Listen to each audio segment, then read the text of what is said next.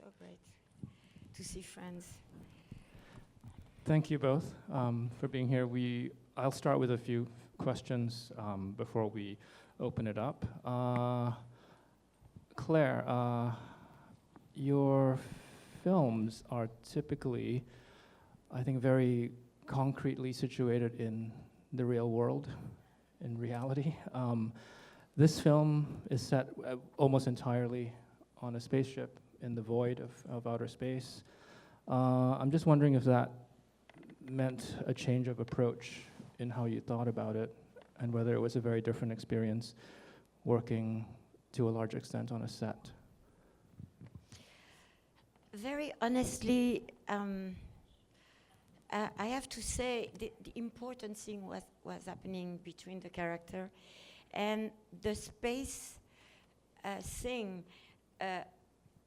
was more like a situation where, even more than in a death corridor, people are together but forever till they die, you know, and where there is not even hope to escape, which could happen if you're in juvie or in jail. And I don't know, for me it was a sort of outside the solar system, so far that time on Earth is not their time, you know. I'm not a scientific, but then I learn a little bit, and I think that was the important, not space really, you know, jail thing, the ultimate jail, if I can say so. Yeah. This was Is it a proper answer? Yes. Oh, yeah. No, I don't know, because people say it's a science fiction movie. I don't know. Mm-hmm. I'm not sure. The film was several years in the making. You actually made another film that you were here with last year. Yeah. While this was going on. Since we have Robert here, I was wondering if you could talk a little bit about... He's almost not here. I think he's here. About this process of casting him. I remember you telling me that the delay actually helped convince you that he was right for this part, because you had envisioned an older character. Yeah, I mean, it's horrible to say the delay helped me to think he was right. No, he was right probably since the very minute I met him, but the delay helped me to realize he was even better, that this dream about having this older man, tired with life, at the end wishing nothing but die, was sordid, you know.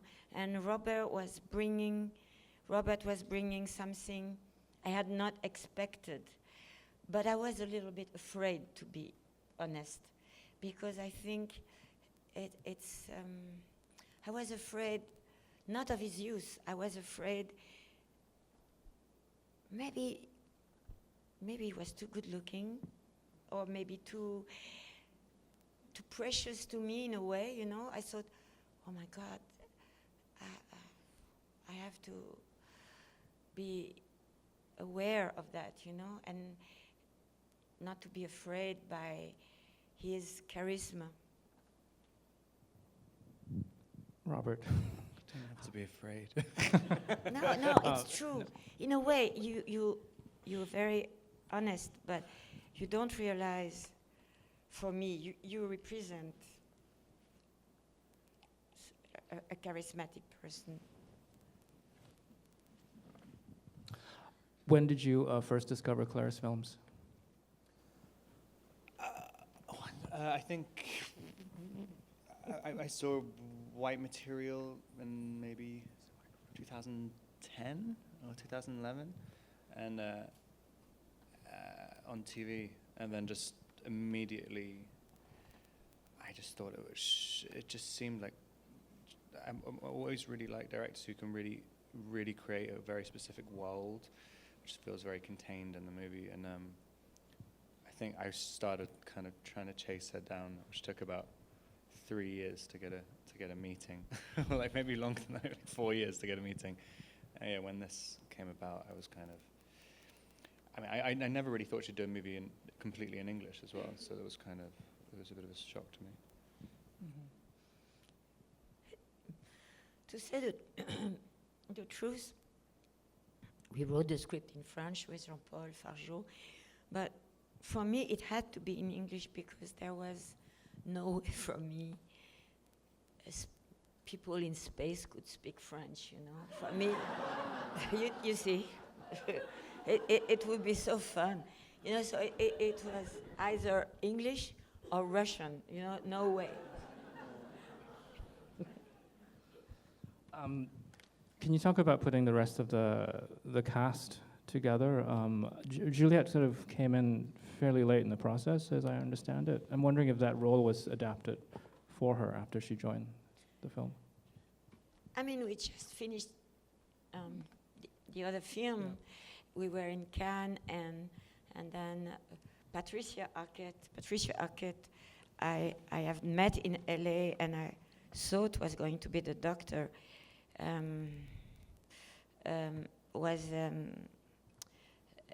The dates were not good anymore for her. She had been waiting 2 years. So Juliette was there. We were in Cannes, and she said, "Why not me?" Not in a nice way, you know.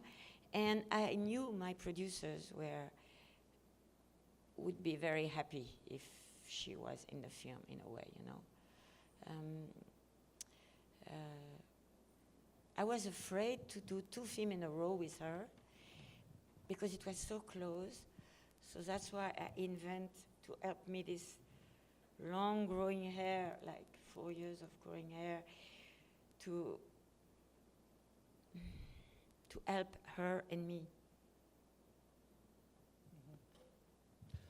And of course, I knew also Robert. I've been working with her in this Cronenberg movie, Cosmopolis, great movie. Among other things, this is a film about a father-daughter relationship, and it strikes me that you had made a film about that relationship in 35 Shots of Rum. And you talk about that as sort of coming from Ozu. This seems like a very different kind of attachment. But can you talk about, you know, this wanting to return to this dynamic between father and daughter? I wish Robert could answer, but I have to do the answering. But I mean, the thing is, yeah, when I did 35 Shots of Rum, it was like my mother and grandfather's story that, in fact, I saw when I watched Ozu's movie, Late Spring. I saw it maybe 20 times. I brought my mother there. It was so really much like their own story, you know, being such a couple, you know, being so desperate to split in a way, you know, and to separate. And I think in that case it was different. I thought it was about a taboo, maybe, probably, yeah, I think. It's like the thing that even though you are on Earth, of course, father and daughter it's complex. I don't need to quote Freud, but it's something that exists strongly between human being and the no. And I thought in those conditions, it will create for the character interpreted by Robert a huge responsibility first.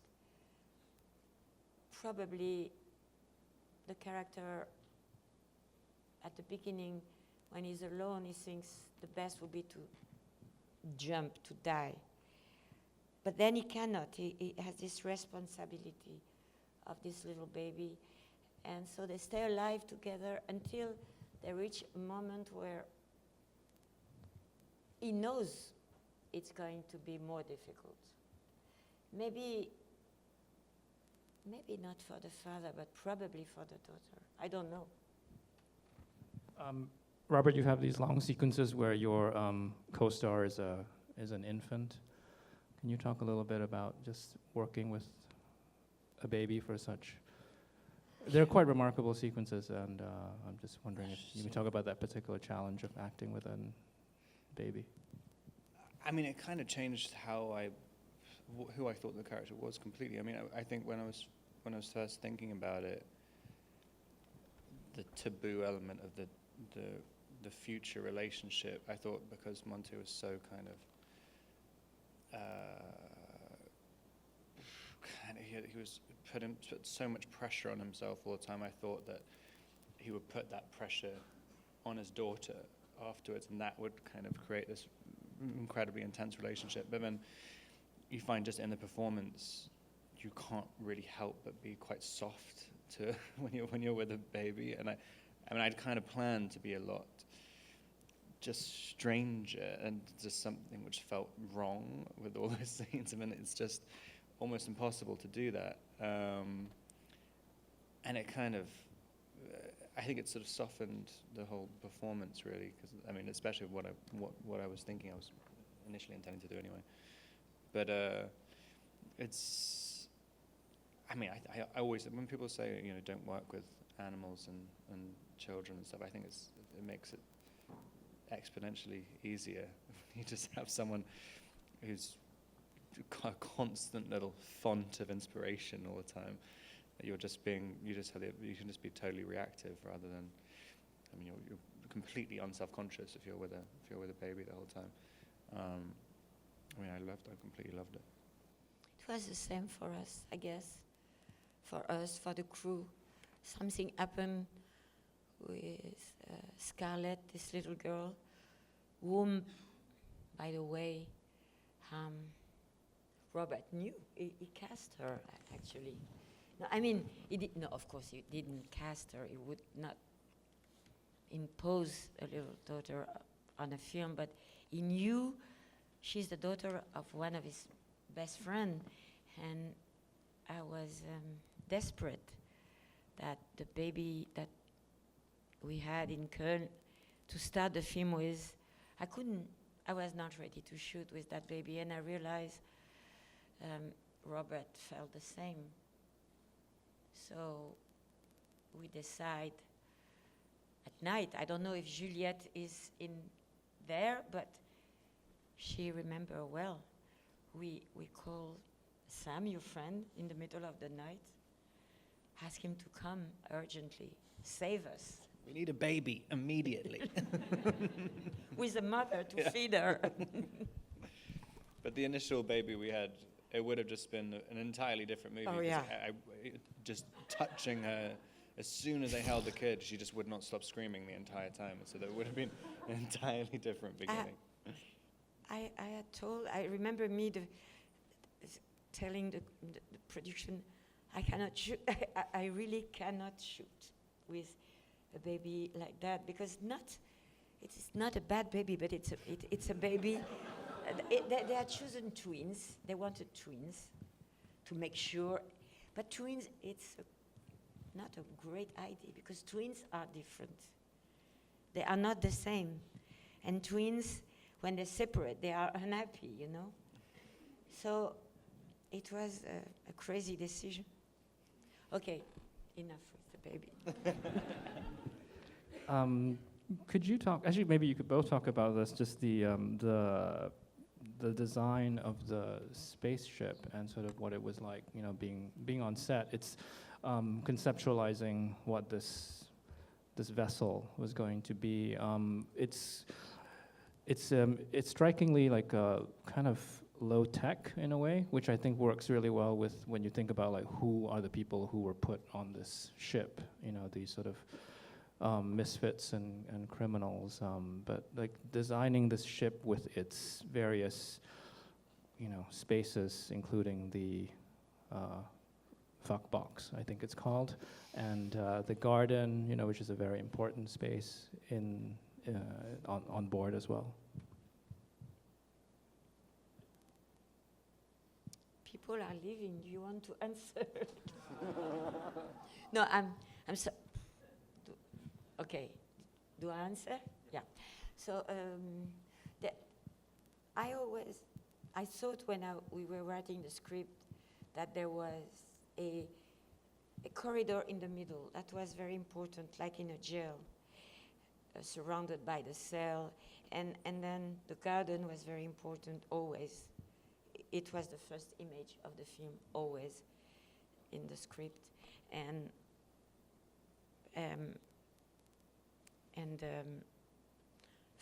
so-called fuck box also was important. I don't know. There were my conception of being in jail forever and having this garden and this box to survive, But they were important for me also because it says those prisoners are yet they have a relation with Earth, They know that the garden is Earth, even though maybe Earth does not exist anymore by then, except the baby, yeah. And I think the style. There was in Köln where we shot in the studio. We trained in a place called the European Space Center, where a real astronaut train, and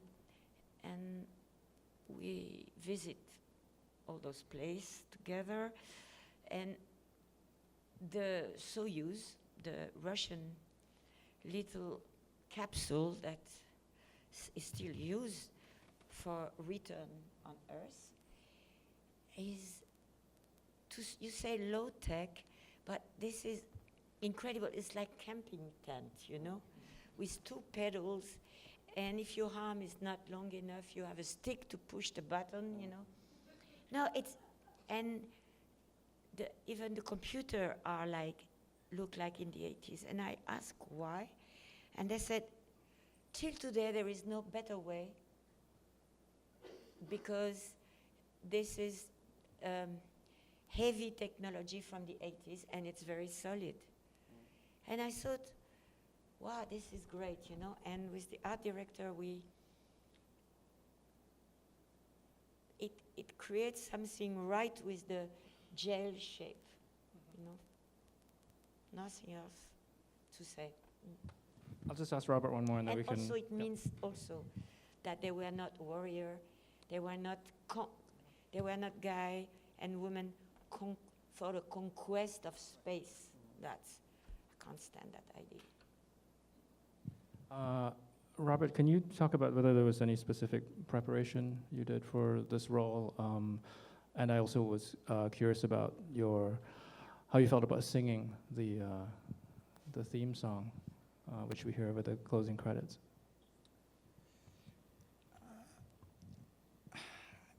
I guess I was attached to it for such a long time, but I was thinking about it for a really long time. And I met up with Claire a bunch in Paris, but I just kind of, the more I got to know her, the more I kind of realized, I don't know if it's how your mind thinks, but what I found kind of inspiring. I remember you talking about, I went up with her in Paris, I think maybe the first time, and you were talking about Ian Curtis for just gave a speech about Ian Curtis for ages, and I'm trying to think, okay, yeah, Ian Curtis, yeah, okay, so you want me to play it like Ian Curtis? I'm trying to kind of impose that into it, and then I remember asking after, so how do I interpret Ian Curtis into Monte? And you're like, no, it's not about the part at all. And I was just thinking, there's something about just getting anything which is just in the ether. I mean, it's not the literal interpretation of something. It's just kind of letting stuff enter you. Like, I mean, and it's just, I don't know. I'd never really. I don't even think you're intending for me to think like that. But I kind of started to just really enjoy it. It's the only director I've ever worked with where I was in a museum in Cologne, and we were about 2 weeks away from shooting, and I remember talking to Juliet, being like, I don't know what I'm doing at all. Like, I mean, it's just and then we went to the Modern Art Museum, and there was this sculpture, and for some reason, just I was looking at this slightly abstract sculpture, and I was like, why does this feels like something? And it was a sculpture of a woman breastfeeding, but just the shape of it, and there was something I always loved about Claire's work, is just the kind of just using your body as more, not architectural, but just like, it's just, I'd never done that, and that's what I always really loved in her work, and I was trying to figure out how I could kind of insert myself into that world and try and figure out how to use my body like that. And I remember showing this photograph of the sculpture to her, and she was like, yes, that's it. And I was like, and I'd never, I mean, it's almost ridiculous, but you can show an abstract sculpture about nothing to do with the movie, and you can show it to a director, and no questions asked. Say like, yes, you're right, to make that a part of the character. And I like to try and, if most directors would be like, what are you talking about? You need to explain this to me. And it's just to kind of have a shorthand of, being able to think slightly abstractly. I guess it's not really preparation, but it's kind of just getting yourself in a mindset that was kind of different to anything I'd done before, and just kind of allowing yourself to be there, if that makes any sense. And, about Ian Curtis, I would say it was crazy for me in a cafe in Paris to say that to Robert, but there was something strange, a strange connection in me about him being that young guy, famous suddenly, and yet so alone, so young and so alone, and everything was, for me, every thought, every image I saw of him, and even the way he was singing, was like the world was not a friend to him. He was, even though he loved his wife, and he was surrounded by trouble, by enemy. There was pain in his body of being, even his movement. There was something of a young monk too, in a way. Of course, I didn't want you to interpret like a Ian Curtis, but for me it was an image of a young knight of the Middle Age, alone in the modern world.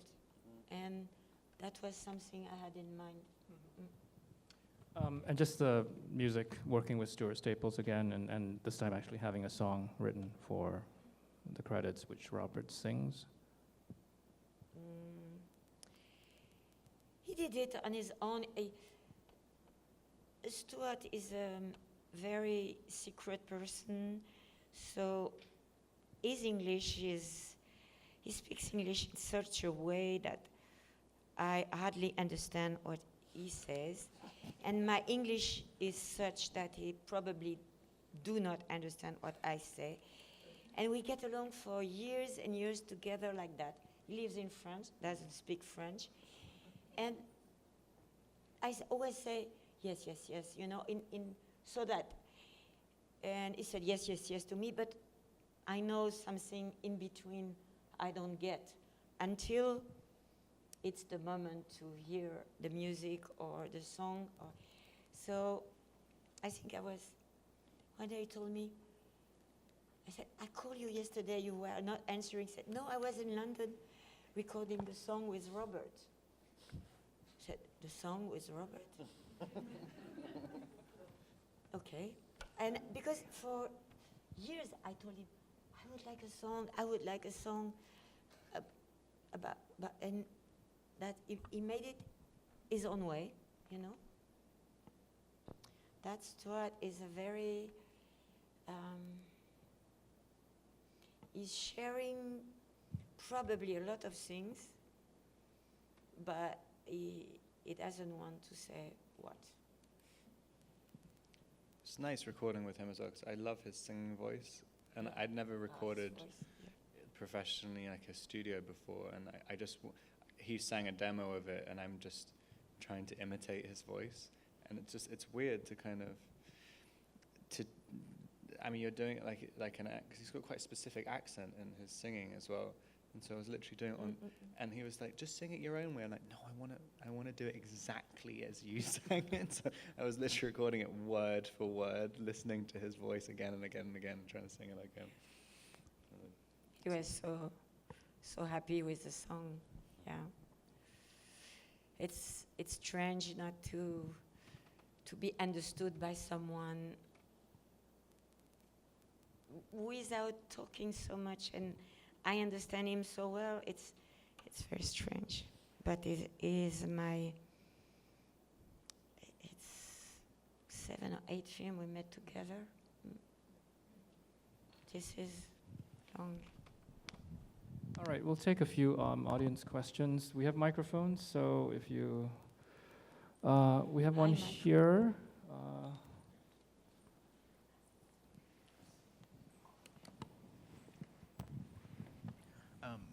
What an exceptional experience we've all just had with this film. I wanted to ask you, one of the trademarks of your work, Ms. Denis, is textures, and just understanding, like, you know, even though we're watching and hearing your films, but there's a sense of touch to all of your work, and I was fascinated by the way that the material shot on Earth and in the garden seemed to have, like, I guess the grain structure of it was such that there was a very tactile element of that seemed more minimized with the footage in the space jail and some of the other textures. I was just wondering if that was something that you wanted to emphasize in that sort of, you know, the memory of Earth was something that was a bit more tactile than this sort of abstract space jail, if that makes any sense at all. Strangely, I didn't want to emphasize the texture, or I'm working like a blind person, you know. I go forward with my sensation. I thought I am going to shoot with a small 16mm camera, that's it.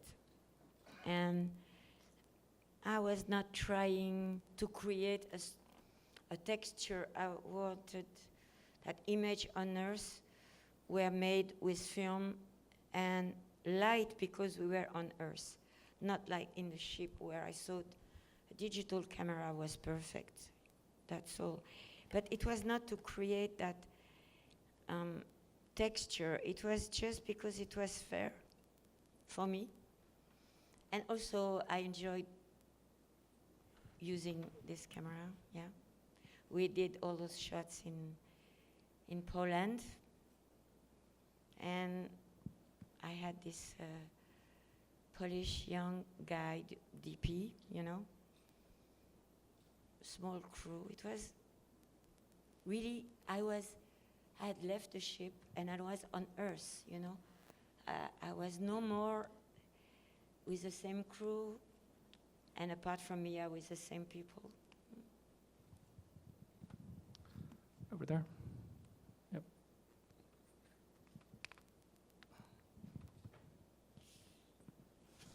Hi.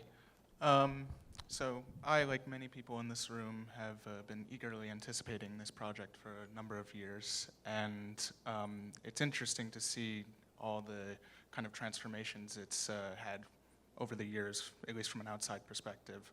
And I recall that initially author Zadie Smith was attached to assist with scripting, and about 2-3 years ago she was a guest speaker at my school, and I asked her about the project, and at this point she admitted that actually she had departed the project, and I'm just curious if you could perhaps speak on that collaboration or her involvement.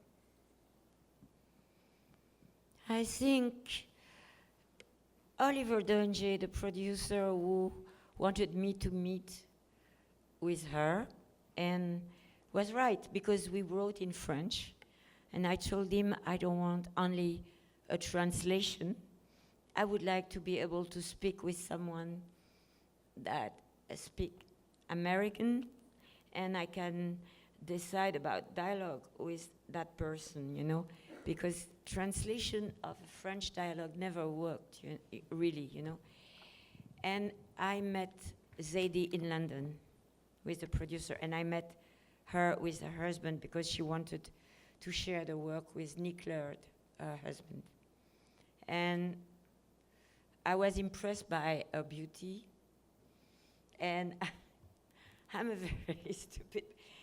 She was beautiful and half from the Caribbean, and I thought, yes, you know, I was impressed by that, you know. But then when we came to work, we were so opposed in every idea. There was nothing we could share, not even a word, you know. It's not, you know, it's a vision, nothing against her, but she wanted the people of the ship to, she wanted them to return on Earth, going home, she kept telling me. I said, what the fuck do you mean going home? Maybe there is no one alive there, you know? And it's not a fault, it was her obsession. And she said, High Life is a bad title, let's call it A New Life. I said, a new life? It's not really a new life, you know? And details like that made me think, I really tried, honestly tried. But sometimes people that they have different perception of the world. And I've read a book in French, in English, and I know why. We are on the same planet, but not living the same life, for sure, yeah.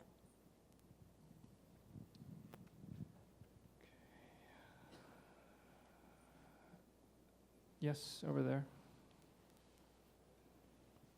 It's strange, this idea of going home. I mean, for me, it was, she wanted even the baby you know, for me, going home, maybe because I was born far from home, I never experienced that feeling in my life. Yeah, in a way, to pay the bill or, you know. No, but I mean, going home as a concept, it's a film concept, going home, you know. Like the Nicholas Ray, beautiful film. This is Nicholas Ray, yes. When he says going home, I understand. Because Nicholas Ray is really desperate. So then I understand. Thank you for a wonderful film. This is Art here. Robert, congratulations on another wonderful performance. So question for you. You have, like people talk in Hollywood about branding, but as an actor you have done phenomenal work in all sorts of, from vampire to explorer to space father. So what's your criteria as an actor? Like, you know, what attracts to you to a project, and what does it mean to you? Like, you know, being an actor, because you're doing all kind of wonderful work. What does it mean to you? What attracts me to a project? I mean, in general, it's pretty simple. I'll have seen a director's work, and very few things hit me as hard as like Claire's work did, for instance. And I just think if something has a pretty profound effect on you, then just go and try and work with those people. And I kind of just, I basically approach people who I really love and just say, I don't care what part it is or what anything to do with this specific project. I just said it, whatever you would like to do with me at any point in the future, I'm available.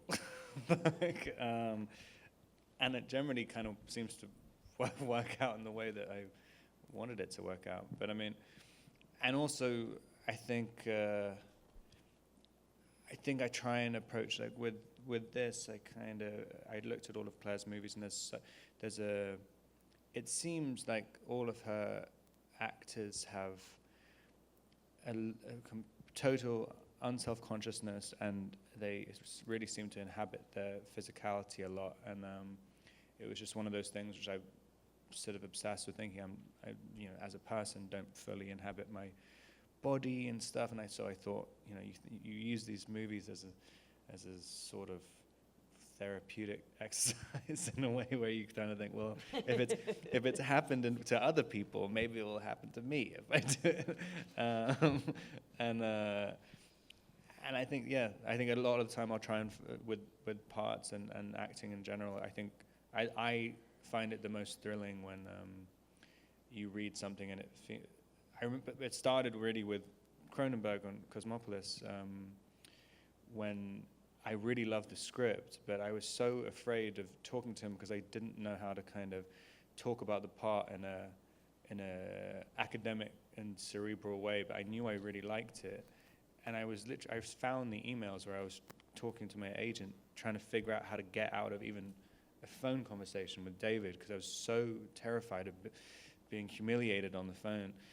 And then I finally got like tricked into talking to him about it. And I was just like, I'm so sorry, David, I really like it, but I don't know. I don't know what it's about. I don't know how to do anything. And David said to me, it's like, yeah, me neither. I have no idea what it's about. But he's like, but it seems juicy, right? And I'm like, yeah, it does seem juicy. I mean, it's kind of, and if you kind of approach things, and I've literally almost every job I've ever done, in fact, every single job I've ever done from that point on, I have to say to the director at the beginning, like, I have no idea what I'm doing. I don't know how to act. I don't know what the part is. Like, I'm literally just like, I'm just rolling the dice on a take-to-take basis. And I've got about a 1 in 6 hit rate.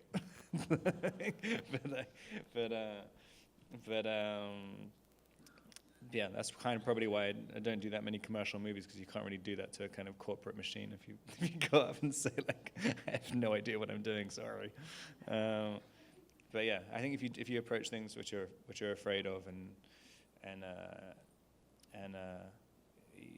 it's kind of, I think that's the way to find parts, I think. Can I say something about Robert? Way of being on a set. I think for me, also I could see that in other movie, he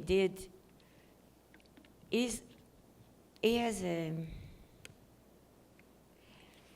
For me, it's very strange to express that with word. He has a sort of course, in Cosmopolis, it's great because it is lonely from beginning till the end, but he is completely. There is always something that is hidden. He does not give everything, as people say, I will give everything.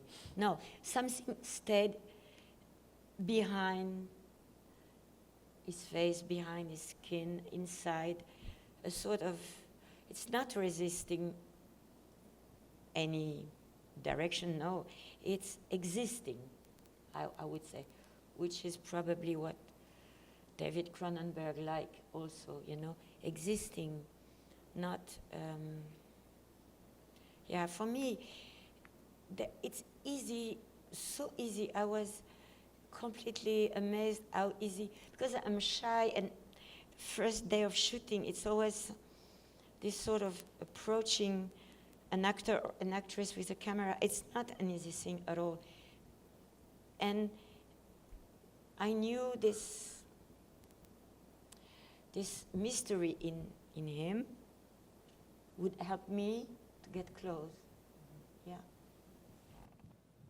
I'm getting the sign that we have to wrap up. So Robert and Claire, thank you so much for being here. Thank you very much.